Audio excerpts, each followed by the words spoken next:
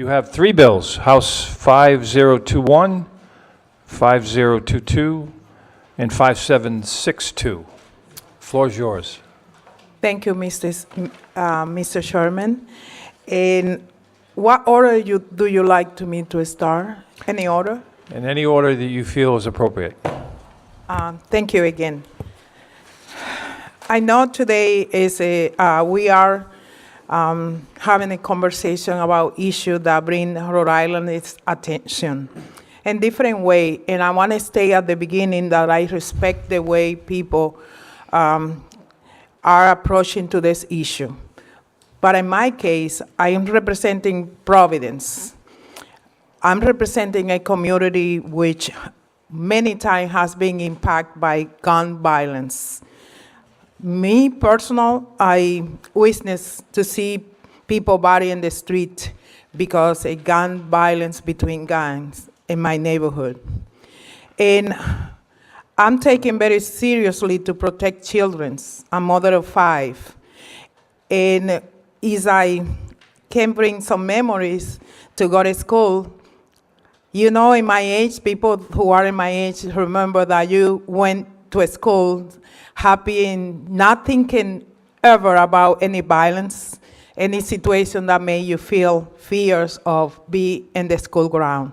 But with the media and showing all the incidents happening around the United States, children are aware that in some point maybe they may be in a situation that their life can be at risk. So I'm so pleased to introduce legislation, House Bill 5762, which is one of the bills to addressing the safety ground of the schools. What the bill does is protecting children and bring that safe feeling of being in the place where they don't have to worry more than the education. The bill will restricting carrying on any gun or firearm within 300 feet away of the building. As I mentioned before, we respect everybody's view. And the bill also is a couple of extensions to specifically allowing some law enforcement, retired, or anyone who, in the case of the needs, they need to carry firearm. So you are protecting children and bring the safety feeling that we experienced in our life many years ago. I please you, every single member, to vote for House Bill 5762. Thank you. And now I'd like to go on the bill, which also addressing part of the age of the students, and it's the House Bill 5021. And the bill is a bill that I'm working for a few years to try to bring the attention to legislators in the House that we are not restricting minors to have access to use gun. So what the bill does is restricting minors under 18 years old to carry or use gun. Is I can illustrating this proposal well. I will say that at the present time, the law is kind of easy when some police officer is arresting a minor carrying gun. They may go to correctional, or they may have some very light sentence or some kind of action that don't affecting their future. In those instances, criminals taking advantage of that part of the law by, in the case they are in the presence of minor and they being stopped by the police, they pass the gun to the minor, they cannot be accused of carrying on unlicensed firearm, and then they don't have to face the court. So we need to stop that practicing by restricting minors to carry on firearm. And the bill also offering many opportunities for some cases when the kids are engaging in activity that is using firearm is necessary, like parade, like export activities, and so many other ways that the law we permitted minor under 18 to have access to gun. So it's another way to protect our minors and continue to be in the path that everybody have the same opportunity. In my last bill for tonight, House Bill 5722, is so simple to me that if you carry a firearm and it's, you have all the license to do that and there's no issue about it, at least you don't carry that one open in your car in the seat. And that is what the legislation is very specific, and you can find some of the information. I believe is, you give me 1 second, is in second page in line 20, that is very specific that no person shall carry a rifle or shotgun in any car or on about the person, whether it's visible or concealed. And it's very specific about penalty and how the law will face that. So with that, we can avoid that some people have immediately access to rifle or gun when they want to do something to hurt other people. So with that done, I'm ready for any question, Mr. Chairman. Any questions of the sponsor? Yes, Representative. Representative Diaz, on your 5021, the tightening up the language in terms of minors. Yes. I understand your point of view in terms of, I guess, the feedback you've gotten in terms of gangs using minors pretty much as mules for their firearms.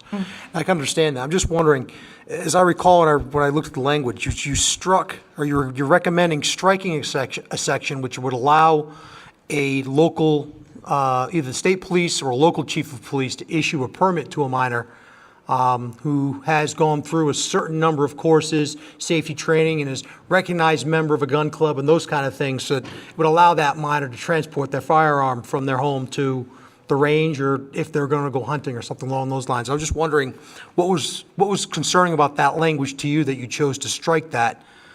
It's restricting minors under 18. After your birthday or 18, you have access to license, and you will comply with all requirement to have a license. Yeah, that's what I'm saying. I mean, right now, you strike language that would allow someone under 18. So we're talking about a minor, but you strike the language which would allow them to get a permit from a local chief of police to still be able to, say, go to a range or something like that. I just didn't understand why. I want to emphasize again, it's restricting minors not to have access to gun until they are 18. Okay. And then on, what's the other one?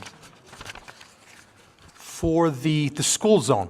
Yes. In past years, if I remember correctly, it was primarily focused on school grounds. And this year, a major change to it was you used a radius around the school. You do carve out private property, but you don't necessarily address public roadways.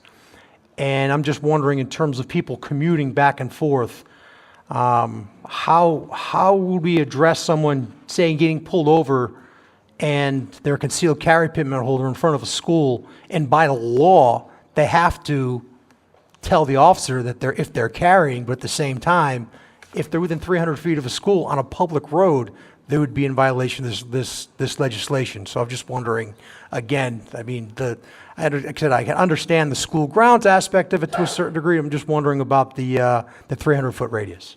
If I take your question correctly, you say if somebody is stopped by, I mean people is walking or driving 300 feet away from the school. That's part of your question, right?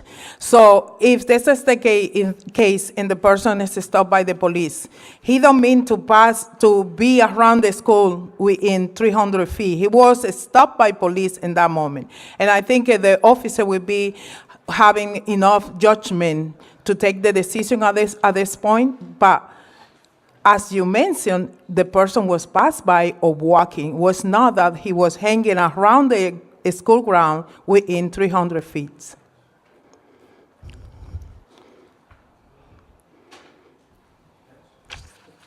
Dennis? Hi, Rep.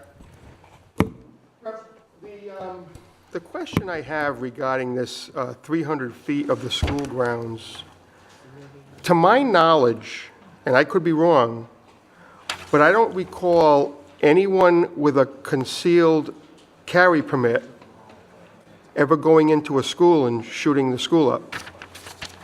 So why would we want to restrict a carry conceal holder when there's never been an issue? I'm glad that you bring up this point because we don't need to wait until some tragedy passes. We need to be proactive. We don't have to wait until the circumstances forces us to take action. So preventing is so important for us. So for children's safety, I take any measurement. I hate to disagree, but I can't understand why we would pass a law or consider a law that's never been a problem.